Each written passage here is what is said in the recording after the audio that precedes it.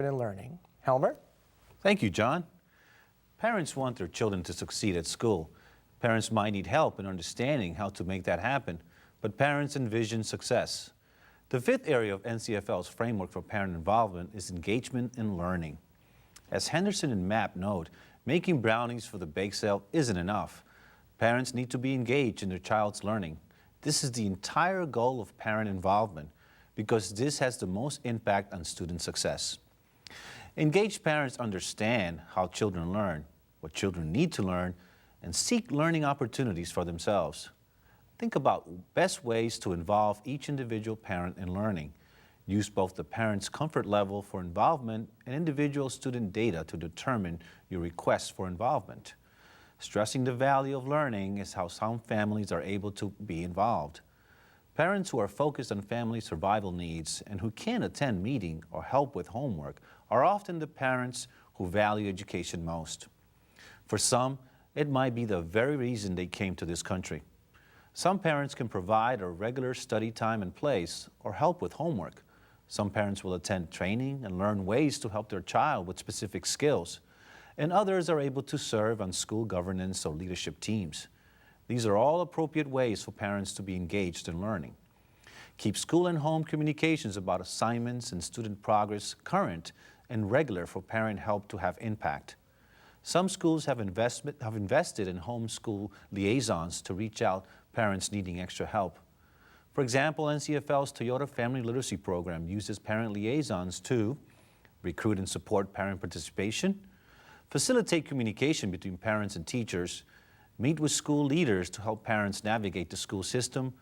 School faculty and staff can also use student data to focus on specific areas and skills needing extra support and share strategies with parents. Help your parents understand their child's scores and use the research to plan proven, effective ways parents can help.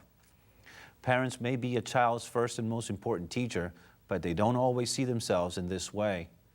To encourage parents as they grow in this role, schools can help them understand classwork, learn ways to help at home, and take advantage of everyday routine as learning opportunities. When you focus together on student achievement, student learning improves.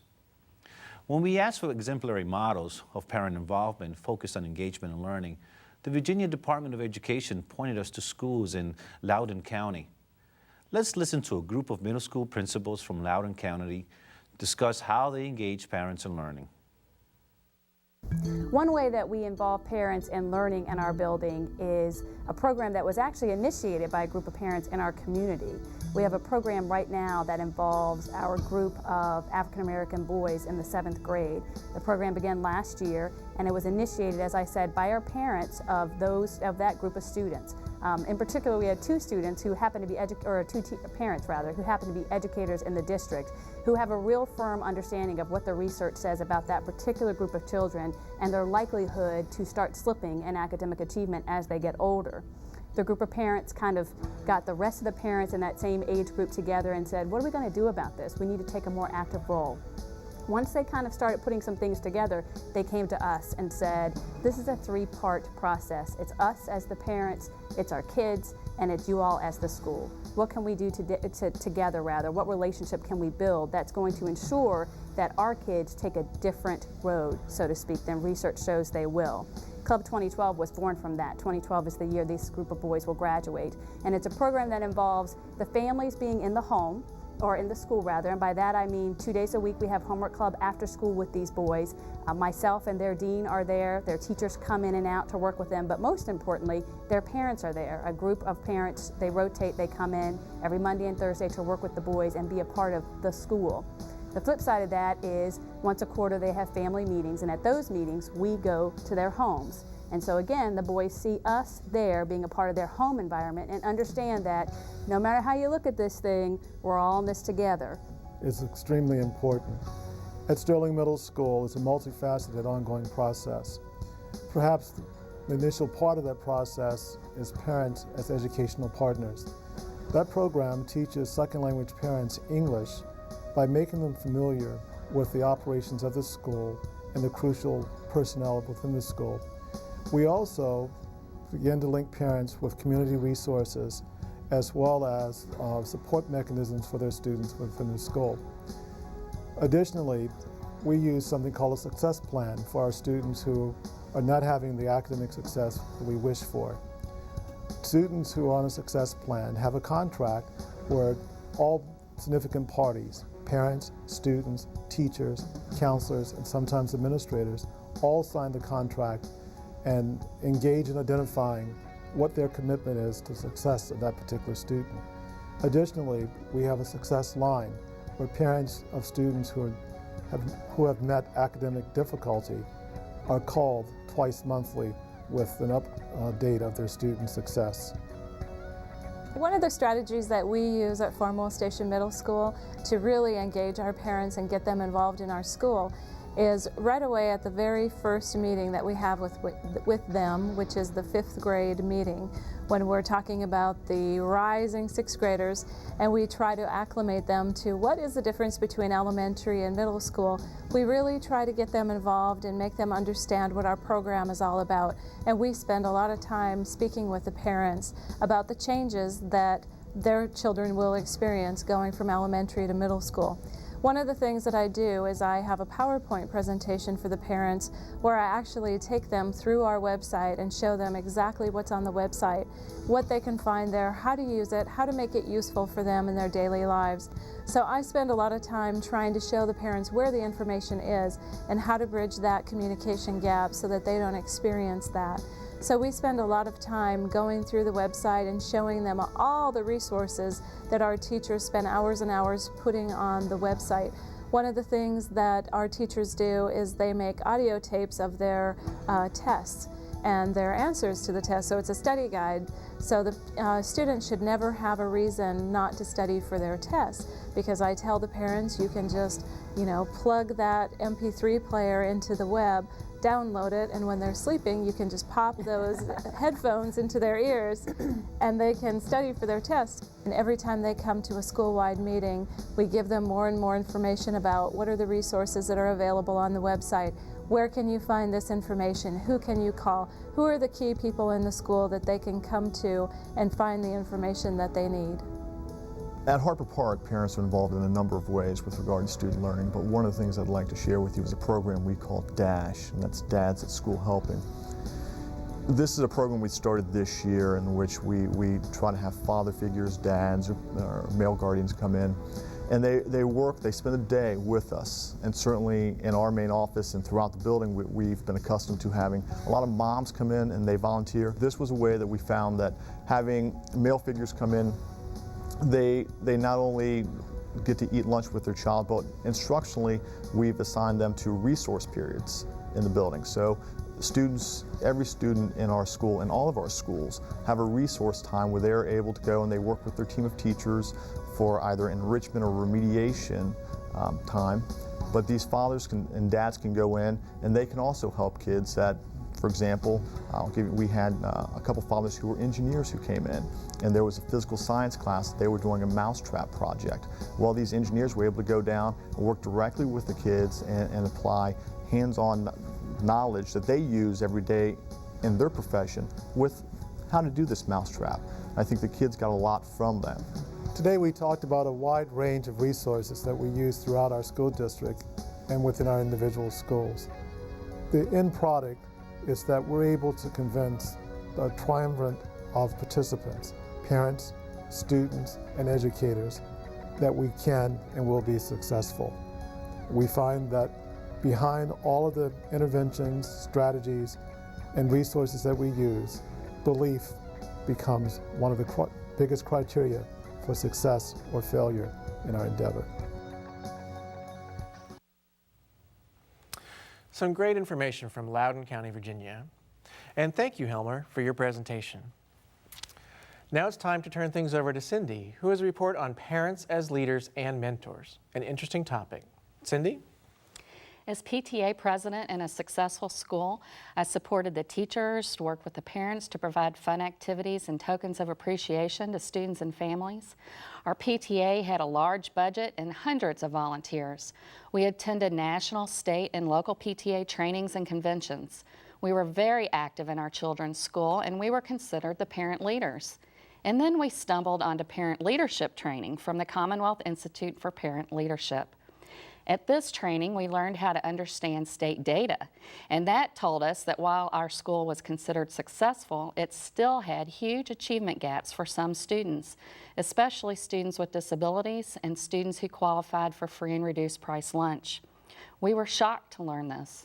It was a pivotal moment for us to realize that our involvement as parent leaders to that point had just scratched the surface. The Commonwealth Institute is a program of the Pritchard Committee for Academic Excellence. It provides information on learning styles, leadership styles, school culture, academic standards, assessment, data analysis, and involvement with lasting impact. This training prepares parents to be involved in improving the academic achievement of all students, and it prepares them to be productive members of school boards, school-based decision-making councils, and state and district level committees. After receiving this training, it became obvious that every student needed an adult who was knowledgeable about the student's academic expectations and developmental goals for post-secondary education or a career. They needed to know how to access resources to meet those academic expectations and goals. And they need to know the educational rights of parents and students as mandated in NCLB and IDEA 2004. What do schools and districts need to do to create and sustain parent leaders of this magnitude? First of all, provide training. The Commonwealth Institute has been such a successful model that it is now available nationwide as the Center for Parent Leadership. Provide local support. School staff must support parents and build capacity as they work with schools. And provide statewide infrastructure. The Harvard Family Research Project presents a framework of authentic parent participation, which is described as the deep and continuous involvement in administrative processes with the potential for all involved to have an effect on the situation. You need to plan for, recruit, and support adults who want to mentor families who need help supporting the academic success of their child. Whether you are at the state, district, or school level, if you believe all students can learn at high levels, you have no choice but to develop and sustain parent leaders to make that happen. It's as simple as that. The following video includes parents and educators committed to the topic of parents as leaders and mentors. Let's watch together. My name is Carol Edelen, and I am the Parent Leadership Coordinator for the Commonwealth Institute for Parent Leadership, the Pritchard Committee for Academic Excellence. My role is to train parents to gain knowledge on educational issues. What I do with them is teach them about the curriculum, core content, Kentucky standards-based education, reading data, and they learn skills on how to become partners in their child's school.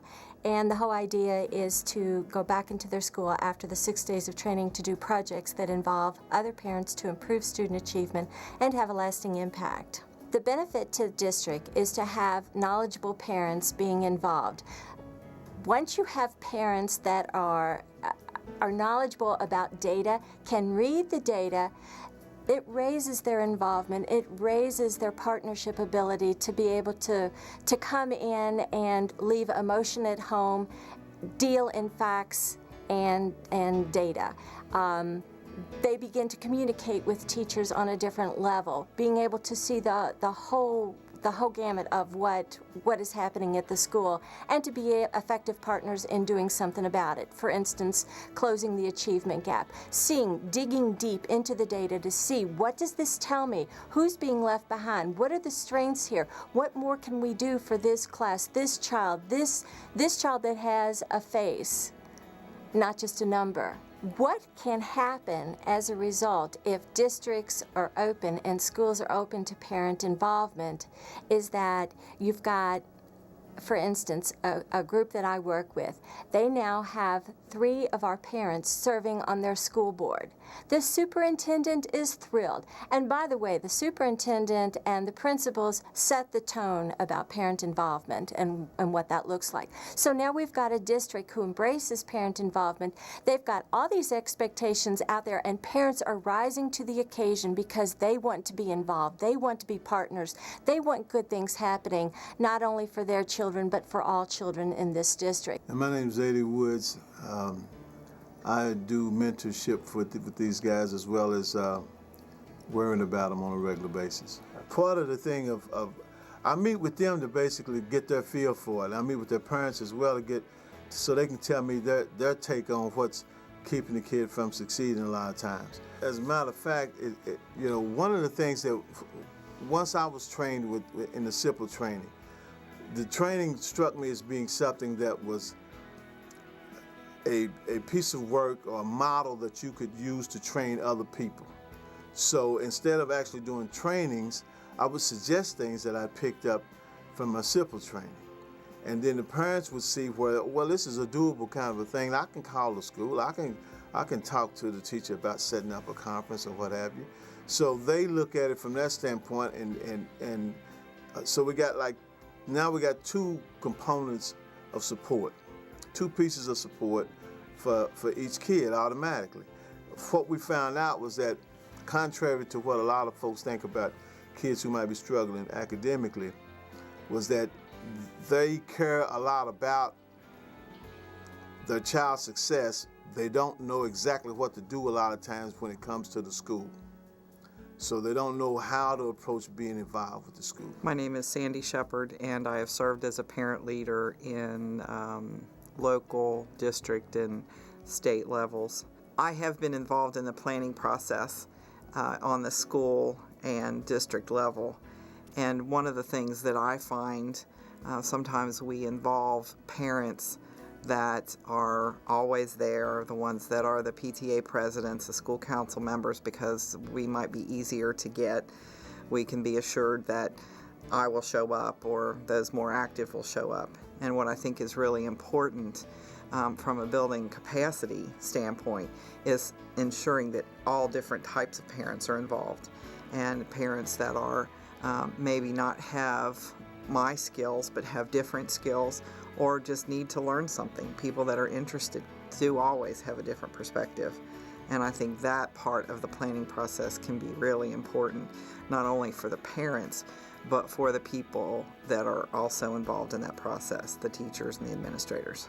Often as parents, we don't get the same opportunity for high quality training that the teachers do.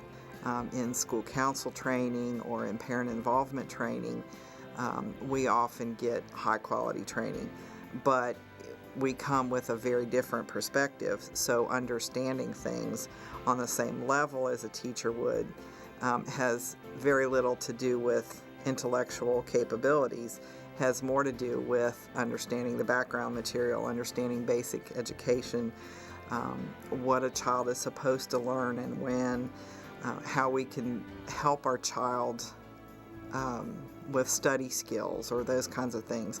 If we as parents haven't had those ourselves, and frequently parents haven't had an extended education, it's very difficult to help a child study. It's very difficult to be involved with their education past a certain level because we don't have that understanding ourselves. Most parents don't want their child to fail, but they've given up at some point because they don't have the training, the background, the experience. Well, there's nothing like hearing from parents who are engaged to keep us motivated. But that doesn't mean there won't be challenges. Next, we're going to return to NCFL's Senior Project Manager, Donna Bell, to discuss some of those common challenges educators and parents may face in terms of focusing on parent involvement to support student learning. And I want to recommend again that you submit questions using the form on the launch page. Don't forget to include your email address. With literally hundreds of participants registered, if we don't get to your question during this webcast, we'll do our best to answer you by email. Donna, it's time to turn to you to explore some of these challenges. Thanks, John. Certainly, there are many challenges to effectively involving parents in children's learning. We referenced some, but typical challenges include things like preparing the entire school community to make customer service a priority, making sure that the entire school staff is culturally proficient, how to include all families, ESL families, low literacy families, or those families who are working nights. Attitudes. Teachers might have attitudes about things like No Child Left Behind or about their increased responsibilities. They also might have attitudes about prior experiences in working with difficult parents. Parent attitudes might reflect issues about schools and teachers based on their own prior experiences as students, or about feeling left out due to language or that clique of favorite parents. Staff time to make parent involvement a priority. This is a big problem, and it's big among many other priorities that teachers have. Parent time that competes with many other responsibilities and challenges that they might be facing.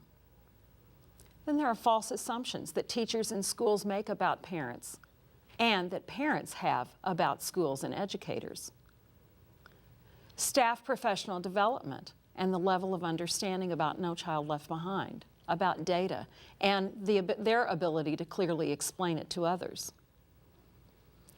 Training opportunities for parents that they can and will attend. School, district, and state leadership. Standards and expectations, as well as needed support. These are all challenges. The expectations that staff have for parents and student achievement, but also the expectations that parents and students have for schools and educators. The availability of resources, and then knowing what those resources actually are. Then there are societal shifts in the need for higher levels of education and the demand for literacy skills and knowledge. These are all big challenges to making parent involvement work. Well, that's true, Donna, but now that we've had time to take a look at some of these issues, I'm sure that you'll agree that this entire webcast has helped us to provide some ways that we can overcome some of those challenges. While we head over to another part of our set, we thought we'd like to give everyone a few seconds to submit email questions from that webcast launch page. Remember, if you include your email